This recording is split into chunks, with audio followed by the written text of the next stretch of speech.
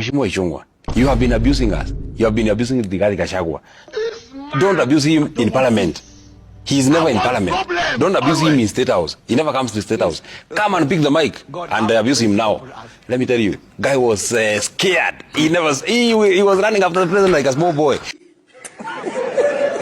So guys, in a series of meetings, parliament, in a series of sessions, parliament, Kimani Ichung'wah has been mentioning Rigathi Gachagua to and from here and there.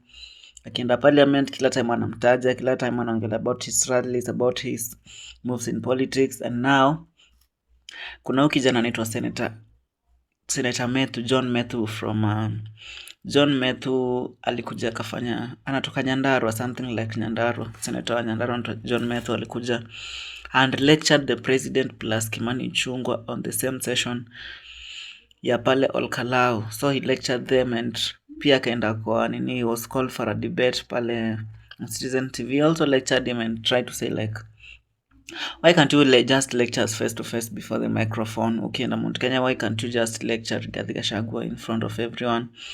Instead unaenda parliament na like the voters are not in parliament, like voters wako Grau, voters wako Mount Kenya. Remember, it's so multiple times that Kimani Ichung'wah has been heckled in front of people, like even before the president has been heckled from Thika, from where he's been heckled in series of campaigns akikuwa na president. So that's what he's trying to say, like don't mock us in parliament, don't face us in parliament, but just come kwa ground, then you speak your thoughts. What do you think?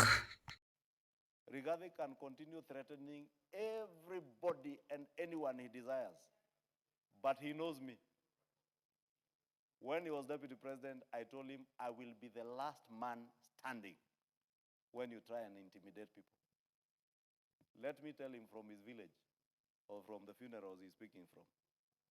Kimani Ichung'wah, whether you mention my name 1 million times, whether you sell your propaganda 10 million times, I will be the last man to be intimidated, to be threatened, or to be cowed by an ethnic bigot and a hate monger.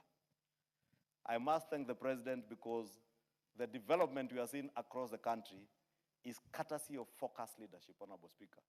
I listened to the president yesterday encourage young leaders in this country and telling young leaders not to be intimidated.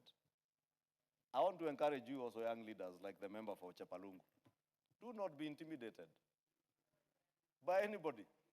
Nobody will decide who will be elected or who will be re-elected. It is the people. And the people of Kenya are conscious of what they want. They want leaders who will transform their lives. Leaders who have impactful development programs and projects in their localities to be able to create job opportunities for their children, Honorable Speaker. Not people who just sell hatred and ethnic bigotry because you think by being an ethnic bigot, you will mobilize a whole community. You know, he's even taking communities for fools.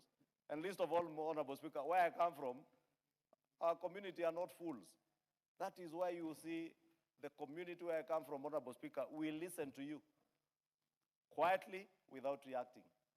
When it comes to voting, they will vote in the right leaders. Those who carry their interests at heart, those who carry their aspirations, not those who speak to the gallery, imagining that they're exciting. And history is replete with political rejects who have spoken with a lot of bravado in our community, calling themselves heroes and heroines, and they end up in the political garbage bins. Even these ones, Honorable Speaker, watch this space. In conclusion, Honorable Speaker, you know, I was being told I am a young leader. Let me tell those who are referring to me as a young leader. How can a single-term MP refer to me as a young, ati kijana?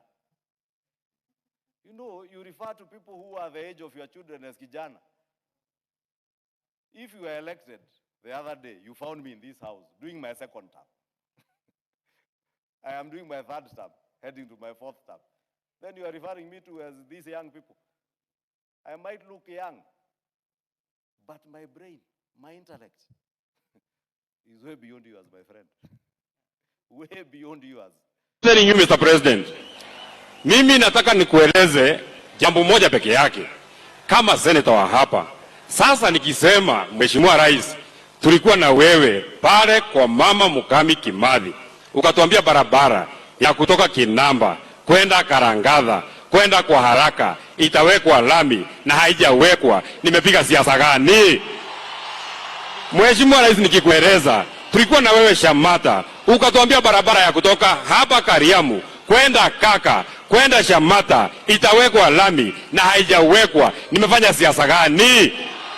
Nikisema Mheshimiwa Rais, ulikuwa hapa ukasema hii stadium ya Olkalau ndani ya mwezi 10 itakuwa imemalizika na haijamalizika. Nimefanya siasa gani?